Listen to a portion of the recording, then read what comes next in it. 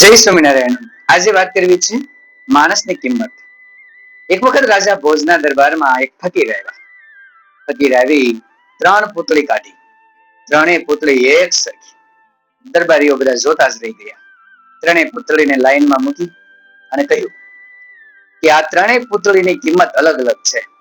આમાંથી એક પૂતળીની કિંમત 5 સોના મોહર છે, બીજી પૂતળીની કિંમત 50 સોના મોહર છે અને એક પૂતળીની કિંમત 500 સોના મોહર છે.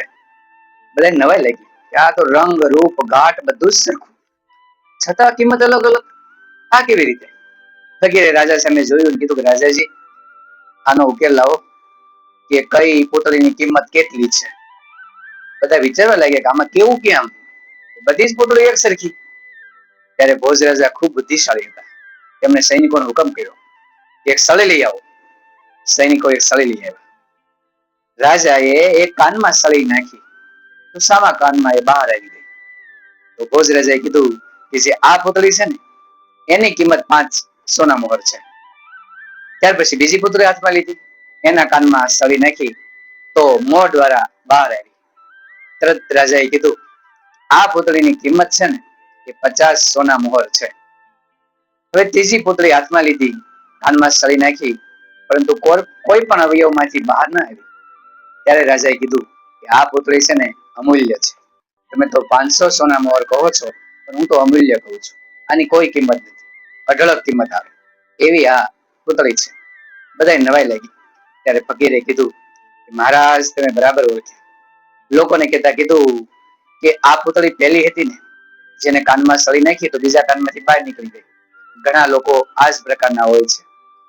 ધર્મ, સરસ સત્સંગ હોય, ભગવાનનું નામ હોય, સારું કામ કરવાનું હોય તો એક કાને સાંભળે ખરા, કરે કશું નહીં, બીજા કાનેથી કાઢી નાખે.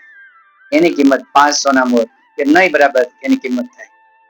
બીજા પ્રકારના માણસો એવા છે કે એક કાનથી સાંભળે અને મોઢેથી બોલી જાય, બીજાને કહી દે, પછી એમ માને કે હું છૂટો, સારું સાંભળ્યું, બીજાને કહી દીધું, પરંતુ આચરણમાં ન મૂકે, પોતે કૃતિ ન કરે.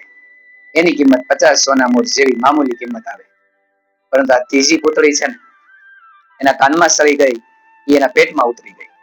જે વ્યક્તિ સારું કાર્ય, સત્સંગ, ભગવાનનું નામ આ કાને સાંભળે, પોતાના હૃદયમાં ઉતારે અને એ પ્રમાણે કૃતિ કરે, કાર્ય કરે, બીજાને સમજાવતા જાય એવી કૃતિ બીજા પાસે પણ કરાવે, આ કામ કરે, આચરણમાં મૂકે, એની કિંમત શ્રેષ્ઠ છે, અમૂલ્ય કિંમત છે. એ જ રીતે જે માણસ સારા કાર્યને સાંભળે, હૃદયમાં ઉતારે, કૃતિમાં મૂકે, કાર્ય કરે, એની કિંમત ઉત્તમ છે. આપણે વિચારવાનું છે આપણે કઈ પૂતળી બનવી છે. એ પૂતળીની કિંમત અઢળક હોય.